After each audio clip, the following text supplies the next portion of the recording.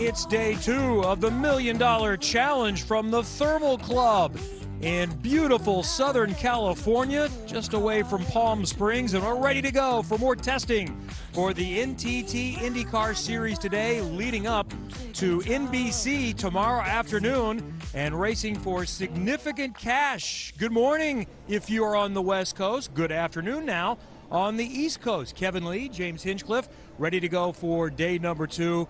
Before we talk about what we've learned from a racing standpoint as teams try to do some things for later in the season, you had a chance just to kind of walk around and experience things yesterday, Hinch. What'd you think? Well, first of all, it's just so great to be back here at Thermal. You know, we had the spring training test here last year, but to have the whole series here going for a race, it is a different vibe, different atmosphere. The facilities here, obviously incredible. The drivers really enjoying the racetrack, but it's interesting. They've got way more track time here, Kev, than any normal race weekend, and we know that this isn't a normal race weekend anyway, so lots of different things happening.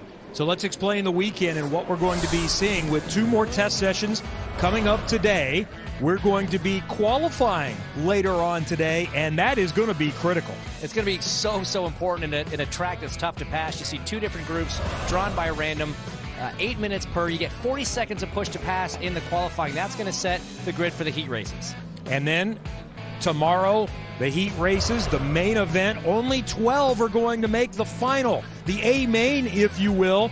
Push to pass at the start of these races, that's one thing. Push to pass at the start, push to pass on the restart. We have that 10-minute break after 10 laps, and then another 10 laps. Same set of tires, though, and tire day's been a topic of conversation, but this is what it's all about. They're going for $1.75 million in total prize money, $500,000 to the winner. So, you know, there's something on the line here. Significant cash involved, pride, and a chance to make your race team a little bit better for future points-paying races.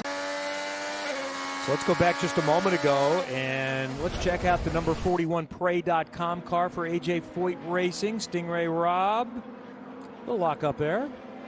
That's in turn 1, right? That's in turn 1, yeah. Pretty big lockup. Kept it hung up there for a little bit. Hopefully kept that rolling and not too damaged. Here's Linus Lundqvist over that curb I was mentioning. You see the track just drops away. Look at that, 4 wheels in the air.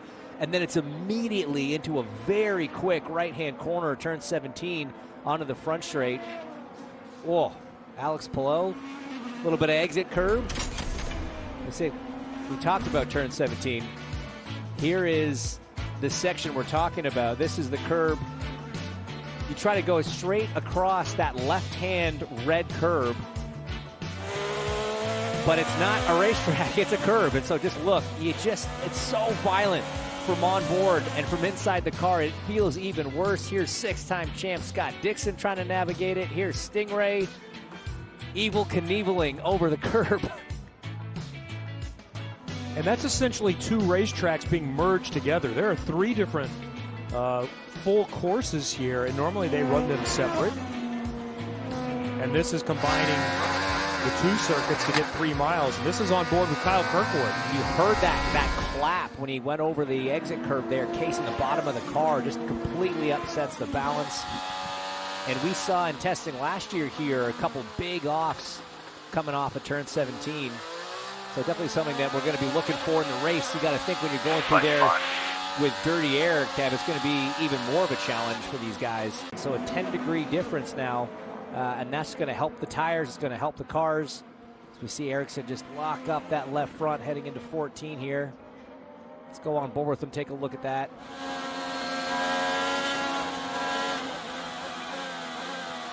See, just brushes that apex curb there in turn 13. It's almost like it unloads the left side of the car a bit. So the tire deg is already high here. When you flat spot like that or lock up, is that set done for useful purposes, or what's the impact moving forward on this stint? I mean, that one was a pretty small one, pretty manageable. You know, if you had a serious one, you know, closer like the one that we saw Stingray Rob have earlier, yeah, you start getting a vibration, you start getting a flat spot at a track where the loads can be incredibly high through turn 8, through turn 9, through turn 17 here. It can just really upset the balance. It can advance degradation on the front, and it makes it that much more likely to have another lockup in that exact same spot and just grow the flat spot. So you do have to be super careful. And the good thing about when you're testing is you can kind of just roll off the brakes. For next round, and let it go. Another great super slow-mo of Ericsson over that turn 17 curb, and then look at him battling mid-corner there. All of the curb. Oh my goodness. That is a very poorly positioned bump because you want to use every ounce of that curb. And look, that little extra bit of concrete just to the right of the white line there was a savior for Marcus Ericsson. Let's watch this with Joseph Newgarden. Take a look at the track here. And oh wow. Uh-oh. That is exit of 5 getting ripped up there. Yeah, this is Colton Herta. And as you would expect, red flag. Very reminiscent of Detroit 2012, 2013, something like that, where we had some chunks of racetrack coming up. Sent yours truly into the wall. I wasn't going to bring that up. You brought it up. It's fair. You got crashed by the track. I sure did. Yes. I sure did. I've got the distinct honor of being one of few that I know of been taken out by concrete. But yeah, that's you got to remember, the forces that an IndyCar generates with the downforce that these cars produce. It just puts so much force, so much energy into the ground, so much more than what the members here at Thermal will traditionally do with the cars that are, tracking here or racing here on a normal basis. And this is a test for the racetrack as much as it is for the teams and drivers. And we're seeing, the first little spot of, weakness is the wrong word, but, the first little issue that we've had with the racetrack. And hopefully this is something we can patch up pretty quickly and get everybody back running. Well, let's see if we can chat to Colton here. Hey, Colton, it's Hinch up in the booth. You have a copy? Yeah, I got you. So what are you doing breaking the racetrack, bud? What's going on out there? I'm not sure what that was. I still haven't seen anything on it. I hope it's repairable pretty quick here. I'd like to get back out there. Well, that must mean it's going pretty well out there for you. But yeah, a little bit of concrete coming up on the exit of turn 5 there. You went over it pretty decently, so you didn't feel it? You guys don't see any damage on the car from hitting that piece? I think they're checking on that right now. I think we might have a little piece of the floor that needs to be repaired, but it shouldn't be too bad. All right, so we'll get the track fixed. We'll get the car repaired, get back on track. How's the test plan going in the number 26 Gamebridge car right now? Well, we haven't gotten to do much yet today.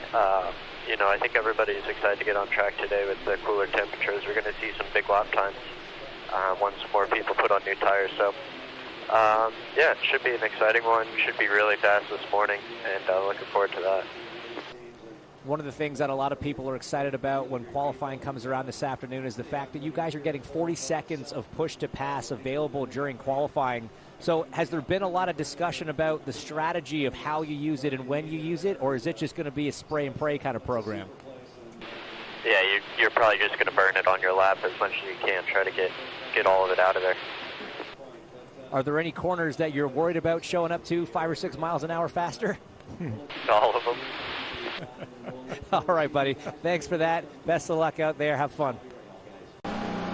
Track repair is complete, and we're ready to roll again at the Thermal Club as testing continues in preparation for tomorrow's $1 Million Challenge. Live on NBC at 12:30 Eastern tomorrow, and we are green again. And a dozen plus cars launch off the pit lane, making their way around this 3-mile course. I tested it with the Run app yesterday. I found that's my biggest motivation in going for a walk or a run, because I love the GPS that tracks, and it's, that does look like the track map. That's the map. I did it from pit lane, so mine was 3.1 miles, so I went a few extra steps. So we're going to trust that it's whatever, 3.02 or something. 3.067. 3.067, okay. Yeah. As you know, this is probably the busiest we've seen in LLAP. This is going to be interesting to see from a gapping standpoint, as we look ahead to qualifying this afternoon.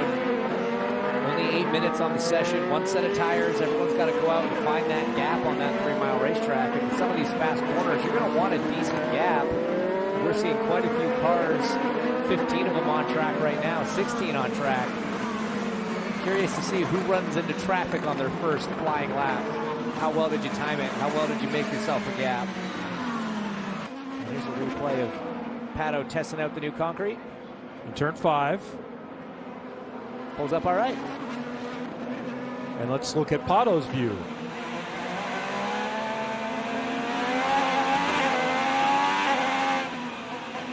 Colin Brown. Woo. Nice catch there. Getting sideways, laying some rubber down on the exit concrete there. But yeah, it looks like no harm, no foul. Seems to be working. Very similar. Oh man, that's a tough one because the drivers are just using the curb as they should be. Now that's not how you should be using it. Augustine Canapino there having to cut across pretty aggressively. Right in front of Rossi there through the 4-5 chicane, just went in too hot, took to the dirt. But yeah, that exit bump out of 17, you know, you're on the exit curb, you're kind of where you're permitted to be, but that's a very unpleasant bump to have to hit.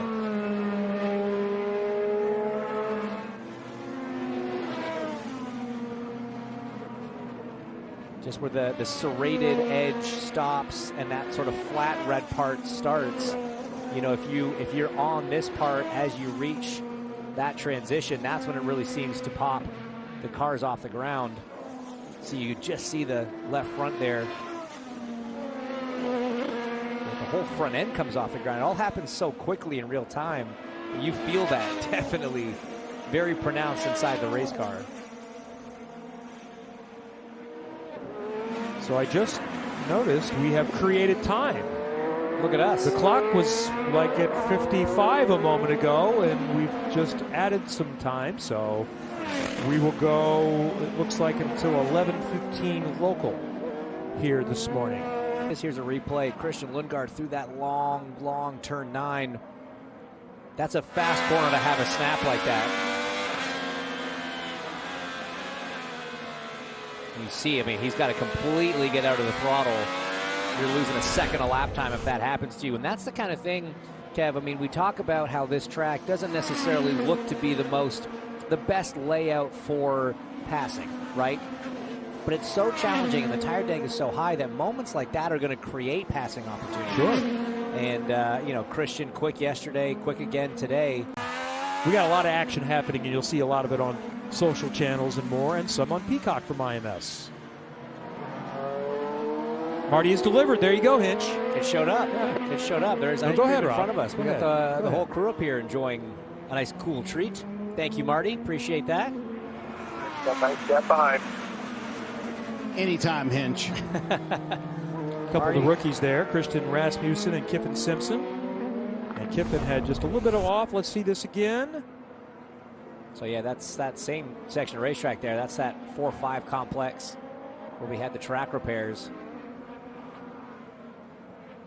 As we see a red flag now waving, it looks to be the 77. There's Roman Grosjean in the JHR car. With some blow off of the brakes, smoking a lot. That's entering the final corner.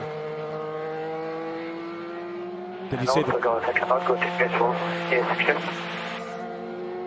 I didn't catch that before. I think he said the brakes are locking a lot. He said the brakes, he said get an extinguisher or a fan. I think he said they're overheating.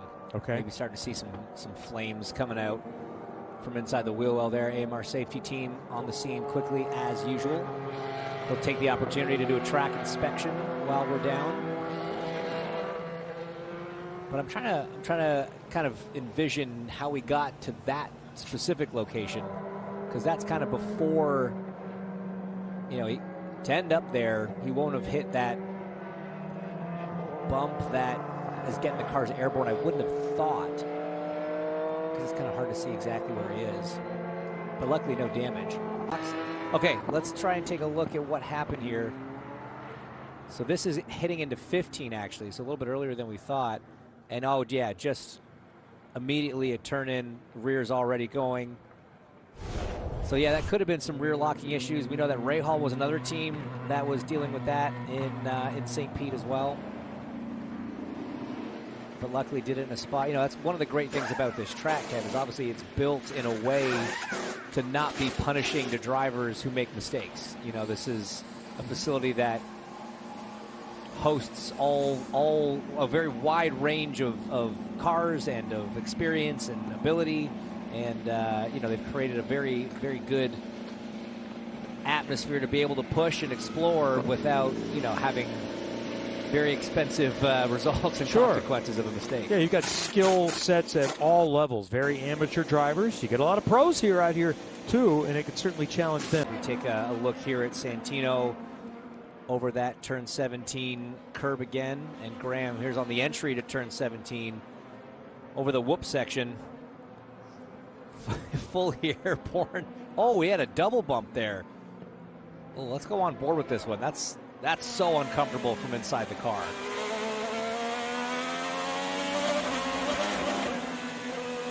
Yeah, you heard him have to get way out of the throttle, engine pinging off the rev limiter. That's bad news. Eventually, yes, we will be running top 5, contending for podiums up there every week. And oh, look, a big moment for Kyle Kirkwood, Kevin. And there's contact in the rear wing is askew, so Kyle Kirkwood has brought out the red with contact. So he said, you know, I backed it in. I believe that was over that transition in turn 8. We've seen a lot of drivers have big moments there catching the car. I'm almost surprised we haven't seen a spin in that corner with some of the onboards we were seeing yesterday. It's right by a Marshall stand. We can see it out of the booth. Oh, yeah.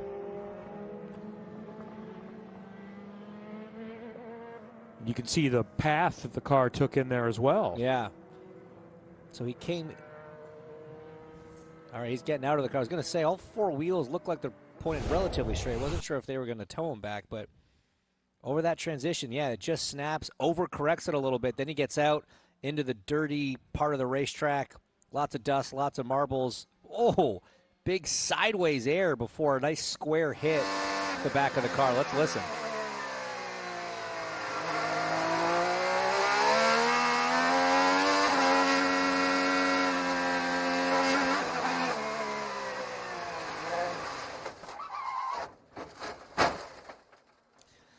Yeah, I mean, it was a nice square hit. That actually is going to help, you know, from the mechanic's standpoint. But just look how far the rear of the car bounced up there. You see completely taking the rear tires off the ground almost.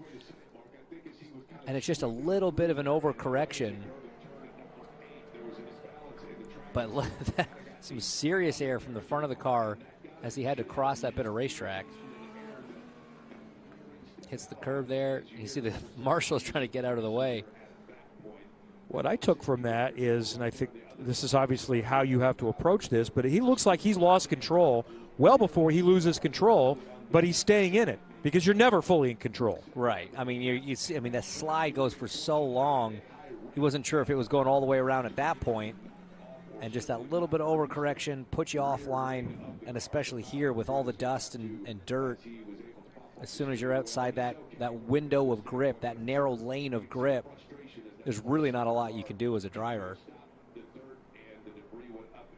See, we saw Kyle getting out of the car, but again, all 4 tires are pretty straight because he did back in pretty square. So look at this. He's in a little bit of trouble here, but he's still staying in it. And then now he loses it again fully. I hate that sound.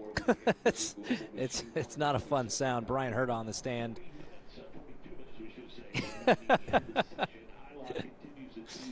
doesn't seem too fazed by it.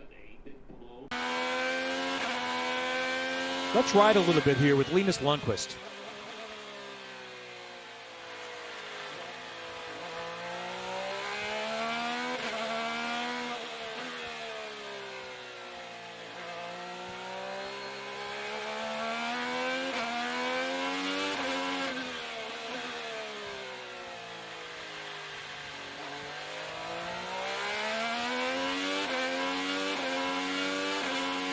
Got a mix one.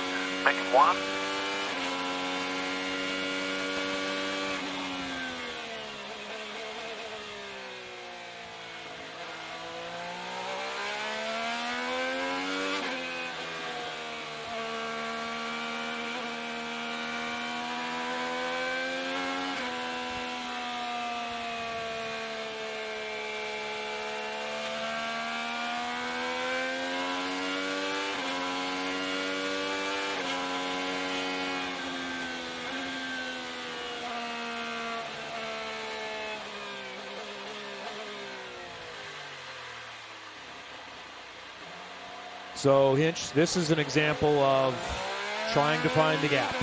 It's going to be so crucial when we get to qualifying this afternoon, because again, the big curveball is we have this 40 seconds of push to pass. So you're going to commit to a lap.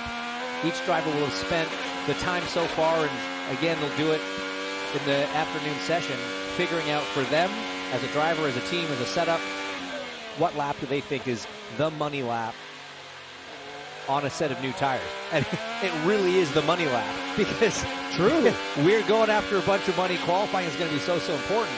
But if you catch traffic, you will have missed the best lap on your tires. Maybe you can get a second one that's close enough, but you will have spent a majority of your push to pass as well. So there's an entirely different element of the strategy to this session. And you can't afford to time it wrong. So we're going to see it. Look, we're going to see these issues. It doesn't matter how long the track is. And even though the field's cut in half, we still see Road America guys running into each other in qualifying when you've got 4 miles. As Kyle Kirkwood makes it back to the 27 garage, assessing the damage. Again, I think it's going to be less than you might think, just with how square he managed to make it to the wall. No obvious corner damage. Of course, you have to go over everything now in the back of the car to make sure, but... And occasionally, as you talk about these massively powerful machines, and in this case, as we watch Santino Ferrucci. Exact same place as Kyle Kirkwood. Just the back end of the car over that transition from one track to the other just gets unsettled, manages to save it. We've seen a couple major saves from Santino over the years. In our 2023 recap, I was reminded of that one where Scott McLaughlin got into the back of him up over the turn 1 crest at Laguna, and he had an amazing tank slapper save there. Of course, the famous Indy 500 accident dodge that he had back in, I don't know what year that was, 19 maybe. I think so. You see, look, now into this really fast section, a lineup of cars. The alternate start-finish line for this racetrack, we do that at most of the tracks we go to, is just at the end of this straightaway, right about there. There you see the alt start finish board. So that's where the lap times essentially start and finish for timing and scoring, not on the front straight. So coming through that last corner, turn 14 there, that's when everyone's trying to gap and make the space. Pat O'Ward here just crossing that line to finish a lap. Finally getting some longer runs. We're seeing some 10-lap averages show up on our timing and scoring for the first time. Right now, Scott McLaughlin and Joseph Newgarden in the top 2 on the 10-lap average. So Team Penske seemingly picking up where they left off in St. Pete after a 1-3-4 finish there.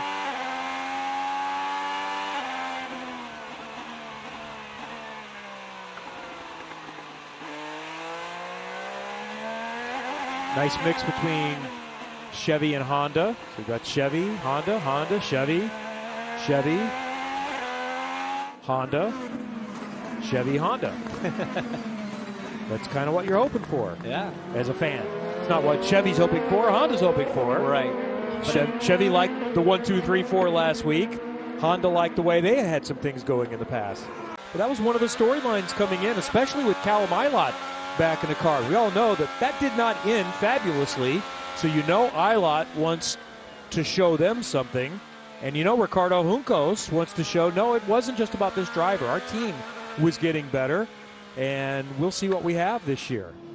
There's Joseph Newgarden after session number 1 that included an ice cream break. How often do you get that? Not often enough, I'll tell you that. I'm going to petition for more of those in the IndyCar schedule moving forward. For announcers and drivers. Absolutely. Now, I am fairly certain, as someone on pit lane, I do see you guys snacking a lot in the booth. So that's not unprecedented, but It is new for the drivers. Checkered flag is out. Session is done. 2-hour and 15-minute session with a little bit of red flag time involved in there. And we're back at 1 o'clock local time. 4 o'clock Eastern time here on Peacock. That's 2-hour session this afternoon, correct? Yes, 2 hours this afternoon, scheduled at least, and then qualifying in a couple of different groups this evening on the East Coast, 5 o'clock local time. and the $1 Million Challenge on NBC live at 12:30 with heat races in A-Main and much more coming up tomorrow. Here are our final results of session number 3. And the fill-in driver, this is the only thing he's confirmed in that number 6 Arrow McLaren Chevy. Callum Ilott was quickest. Great to see both the MSR cars inside the top 10. Then you go back here, second of the Penske's Will Power. Joseph Newgarden and his teammate down in 22nd. We saw him looking a little perturbed maybe at the end of the session there, but it's still early days.